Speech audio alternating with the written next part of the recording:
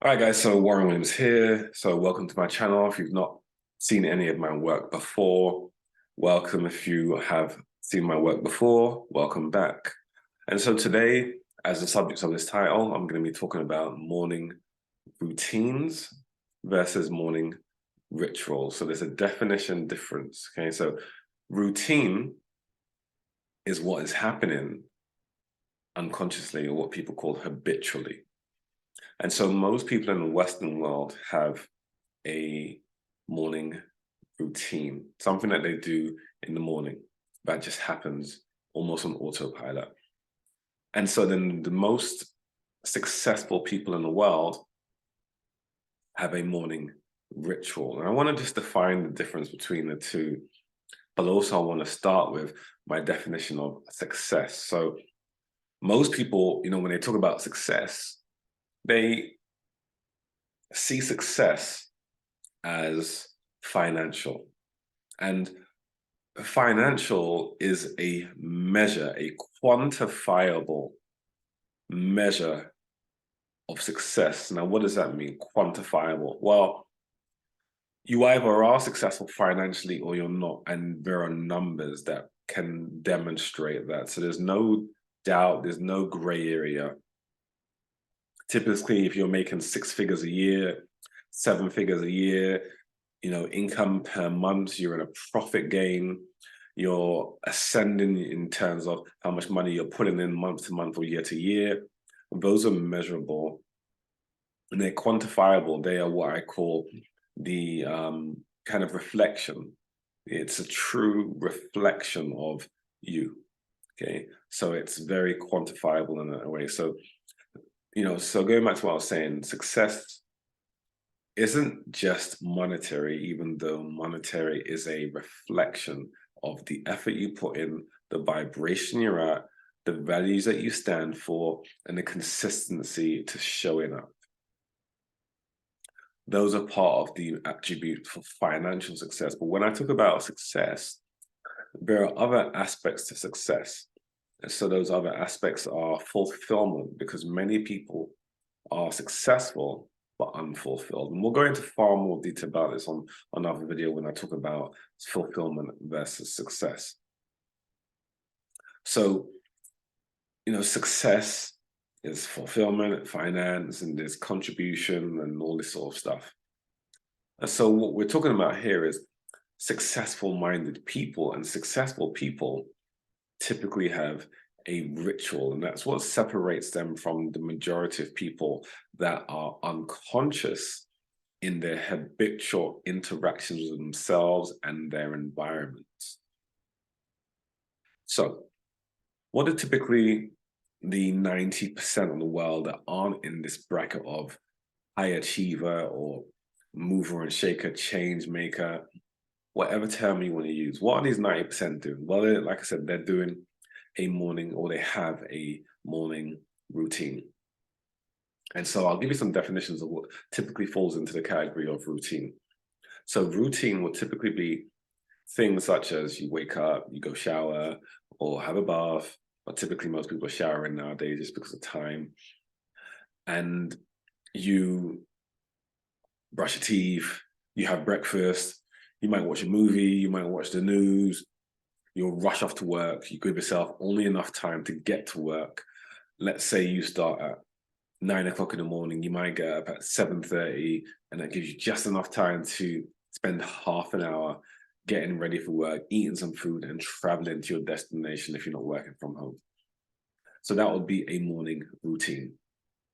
So like I said, the typical things that you're doing in that routine is eating, showering, or cleaning, doing your makeup or all these sort of things, and then traveling. These are typically the things that you're doing as part of your morning routine to get yourself ready just to get out of the wall and get to work. But there is no true preparation, and I'll go through that when I talk about the fulfillment aspects of our lives. So you're just reacting. You've given yourself enough time, you get into work. So typically the things that you do in a routine, like I said, are just eating, cleaning, traveling. That's the typical morning routine. Now, some people say, well, suppose I work from home. Yeah, okay, you don't travel. So you minus that, but you're still just unconsciously doing what you do habitually. There's nothing that's really thought out and planned in that sense. You just typically do that sort of stuff. And so, what we're talking about with this stuff is really about life, and it's really about being productive and getting to the point where when it comes to life, why are you here? Why not? And I don't mean on my channel. I mean, why are you here on the planet? It's one thing is about contribution, and one of the best ways to contribute and to be at your best and to show up is what you do at the start of your day, and that's your preparation to be able to be the best that you can be on any given day by showing up, by being prepared to show up. So, what are you doing that allow you to do that? I mean, think about athletes. I like to use boxers and martial arts because this is my background. As an example, a fighter will go into a training camp to prepare for a specific adversary. And that training camp might be 8 to 12 weeks. Now, they will change what they do for this 12-week period of time. They'll bring in coaches, but their diet gets super clean. They start a weight cutting process a couple of weeks out from their fights. They raise the level of focus that they have. They become really fine-tuned on their athlete. They are hyper-focused on little details. And that's their preparation so that they can be at their best when they perform. This is the same thing as what a morning ritual is, because typically, using this same example, a martial artist will just train, and that's habitual. They go to the gym, they train, they work on key things. But when they go into training camp, they step it up and they become hyper-focused, as I said. That's almost the difference between a ritual and a routine. A preparation that is keenly based on specific high-level details. A morning ritual that's unconscious, a morning routine that's unconscious, and a morning ritual that is hyper-focused, that takes you to the next level. And you've obviously seen these videos, high performance athletes, high performance businessmen and women, entrepreneurs, change makers, go-getters, and all these sort of people are creating and talking more about morning rituals, the 10 million pound morning ritual, and all these sort of things, because it's so key. So now we've got that in place. Let's talk about what it is that really makes the ritual. And the word ritual, first of all, means sacred. And so when you change, when you shift your language, you change your perception. And I say this to my clients all the time. If you can't change your beliefs, change your language. Because when you change your language, it changes the vibration, because all words carry a vibration. If I say shut up, that's a specific vibration, and you might not like it. But if I say I love you, it's a completely different vibration. It's a word, but the association of the word carries a specific frequency. So change your words. So routine to ritual. Now it is more meaningful. So that's the first thing. And again, you can make notes of this. First thing I've got to do is change my language. I am now going to invest in my time creating rituals, because the word ritual has more meaning to me, and it means sacred. It means something that I take seriously. It's no longer unconscious, it's fully conscious, and I'm fully focused on it. Okay, so morning rituals. So some of the typical things, and I'll talk about what I do as my morning ritual in a bit as well.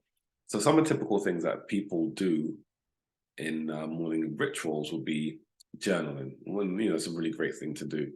And if you're going to journal, what I suggest is you obviously get a dedicated notepad. Don't get a cheap one.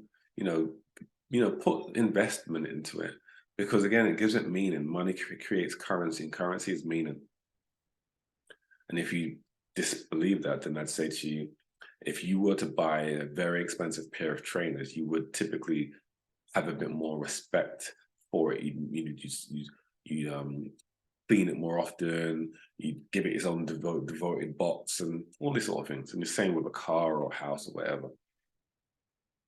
So invest in a really good journal. And I'm not saying £100. I don't know if journals cost that, but don't go and get the cheapy £2.50 journal.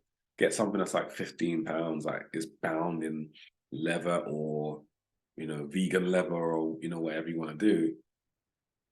But make it something that's beautiful to you. And use that journal every morning. And again, you don't have to do this. This is just one of the options of a ritual. Once you finish your routine stuff, you move into your ritual place. In silence, turn off the music, or if you can have music, have something that's instrumental. And just spend 5 to 10 minutes writing down your thoughts. It doesn't always have to be positive thoughts. It can just be your thoughts. And you may say, well, why do I want to write down negative thoughts? It's better that they are at your conscious forefront than unconscious, so that you can purge them. You might say, well, isn't it better to compartmentalize and keep them in the background? Yeah, but for how long? Because it doesn't serve you. Those things are there only in the short term. But the longer they're there, the more power they have at a cellular level. I'll go through that on another video. But, write down your thoughts. And it could be, I'm feeling confident, I'm feeling down. Well, if it's, I'm feeling down, explore that. Because it's unconsciously in there and it's holding you back. So explore that. Like, I had a bad dream last night. Okay. And you just write down, what do I think this dream represents for me? What's the lesson here? Always end things with, what's the lesson here? And just, again, trust your intuition.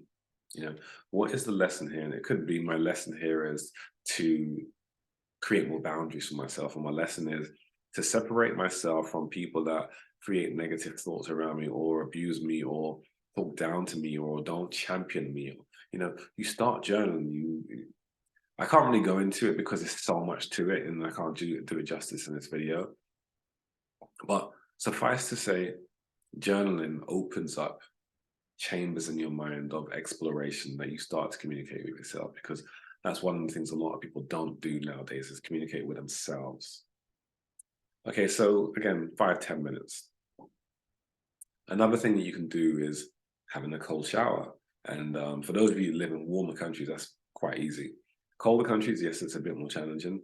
But have a your normal temperature shower. Once you've finished your normal shower, spend about a minute slowly lowering the temperature. You can keep getting used to the slight changes.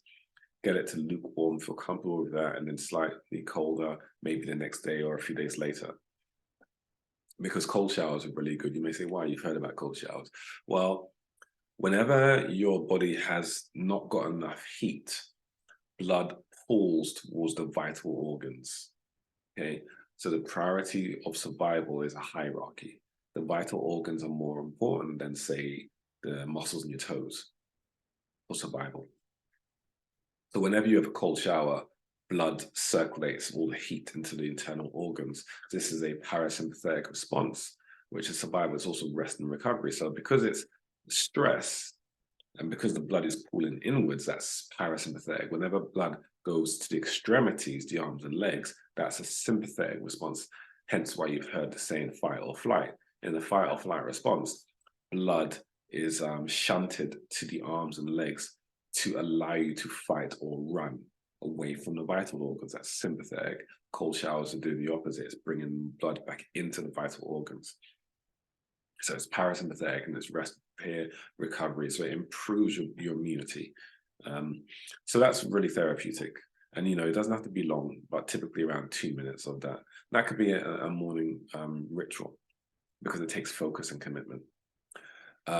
Same as ice baths, but you might not have enough time to do that. And you might not be ready to do that. But, if you're starting your day and you're going to work, you might not have time because it takes, like 15 to 30 minutes prep to do that. Whereas a cold shower may take 5 minutes. Okay, and so the next sort of things you want to do is stretching. Why? Because we store emotions in our fascia and the connective tissues of our body. And so, when we stretch, we're able to remove a lot of this dead, stagnant energy that's stored at a cellular level. in our tissues. You may have heard the saying, the issues in your tissues. And if you haven't, welcome to the new saying, the issues in your tissues. So you get to stretch and move your body. You know, sometimes you have an argument with someone, you say, I gotta go for a walk. That's your body telling you you need to move. You need to move that stagnant energy.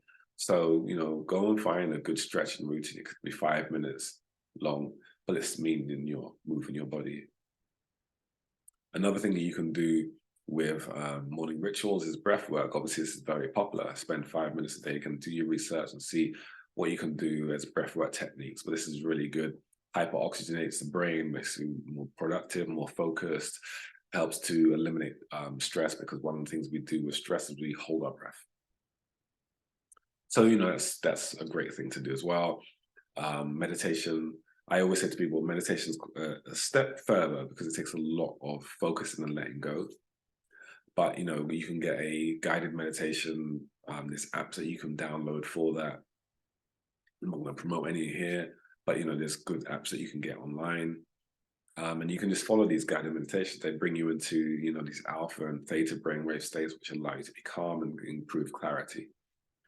And so, you know, the next thing that you can do is go for a walk in Mother Nature, where it's quiet and ground yourself, or you can just put your feet in the grass. If you have a garden, put your feet in grass for 20 minutes. You might say, well, I don't have 20 minutes. Well, eat your breakfast outside and put your feet in grass and you ground yourself. What that's good for is it helps to connect you to Mother Nature, and it helps to eliminate positive ions from your body.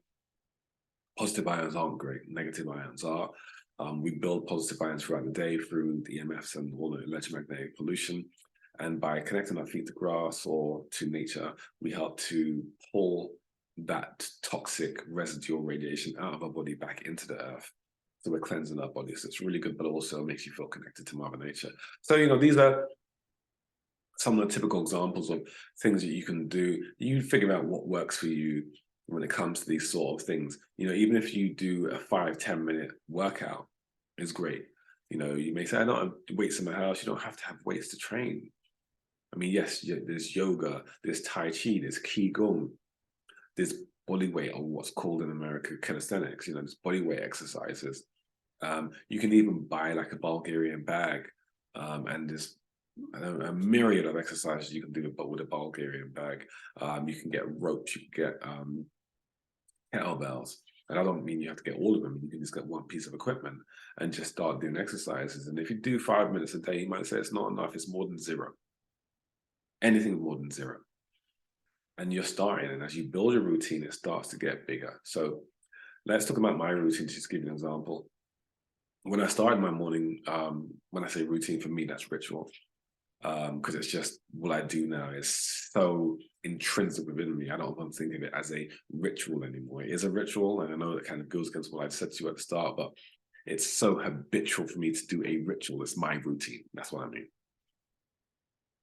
And so when I started doing my ritual, just, you know, to use a word that you guys understand, based on this coaching, I started and it was half an hour, but now mine is about 2.5 to 3 hours long.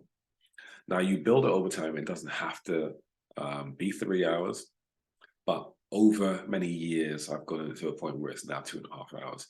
And again, you know, I don't have 2.5 hours. It doesn't have to be 2.5 hours. It can be 20 minutes.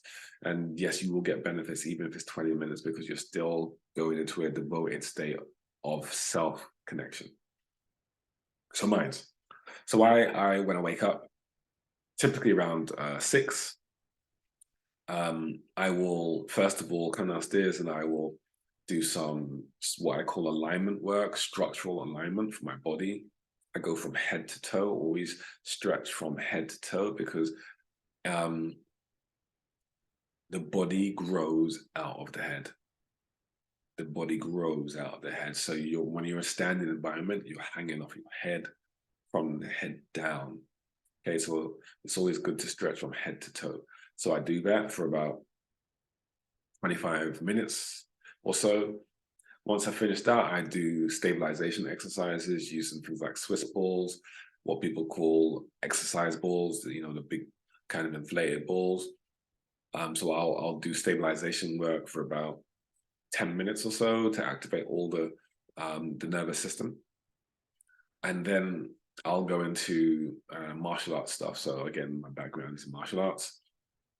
So I spend about 20 minutes again doing martial arts. Like I typically do all my forms and practice kicks and then practice punches and stuff. After I finish that, the next thing I do is I start to wind it down because I just slowly built it up and then I start to bring it back down. And then I'll go into meditation. Oh, actually, sorry. The next thing I'll do is I'll do breathing techniques. I don't really call it breath work, but I do breathing techniques and exercises. So I do diaphragmatic work. So do some form of diaphragmatic massage. Then I'll go into these deep sea diver sort of breathing techniques for the diaphragm, and then finish off with some deep breath holding sort of techniques. Once I've done that, then I go into my meditation. I have a pyramid that is big enough for me to sit in, that occupies one of my rooms. And I'll sit in that pyramid. It's a purpose-built pyramid that I got constructed based on biogeometry, which is creating 8 sides to a pyramid, which is called an indentation. You can look that up because all pyramids in Egypt have these indentations. It creates 2 different frequencies, which again I'll go into another day. So it's basically relating to something called horizontal negative green and vertical negative green. And so these frequencies help improve the vibration of your body. So I'll spend about 25 minutes in deep meditation in my pyramid. Once I finish that, I come back downstairs and I'll do affirmations and activations. Affirmations you're aware of, like mantras, these statements, things about money, things about time, things about family, things about productivity and service. And so I have loads of different things that I say. A lot of them are written down, ideal life scripts and all these sort of things. Once I finish that, then I'm trying to remember if there's anything else. Yeah, and so then I go into this activation stage. And activation is where I focus on the frequency of happiness or abundance or success. And I'll stand and just be in a state of connecting to the frequencies, to be in an embodied state of harmony to those frequencies. So that's what I call an activation, which is an embodiment practice. So that typically it takes about 2.5 hours. Once I finish that, then I go into eating food. And that's pretty much how I start my day. My first client will probably be half an hour after I finish eating, and I'll watch something on the TV. You know, I love box sets and chat shows. Sometimes I watch podcasts, but a lot of times I'm watching fun stuff, you know. So life is about balance. So I do all my really hyper-focused, spiritual, productive sort of stuff, and then I'll have fun. I'll switch into just having entertainment shows that I watch. And then I'll go into working with my first client or working on the business. So hopefully that has given you some tips and some help, some perspective. And if you like, subscribe, hit the bell for notifications. I'll be putting out more. I haven't put out as much on YouTube for a while because I've been focused on Instagram. But you can find me on Instagram at Warren Coaching, or Warren W Coaching, I should say, on Instagram. And if you like this, share it, and yeah, subscribe, and yeah, and I'll post as much as I can over the time. But hopefully this helps you. If it likes you, share a comment. You know, it helps to build the channel. It lets me know what you took from this as well. All right, guys, until next time, stay healthy, happy, whole, in whole being health. Peace.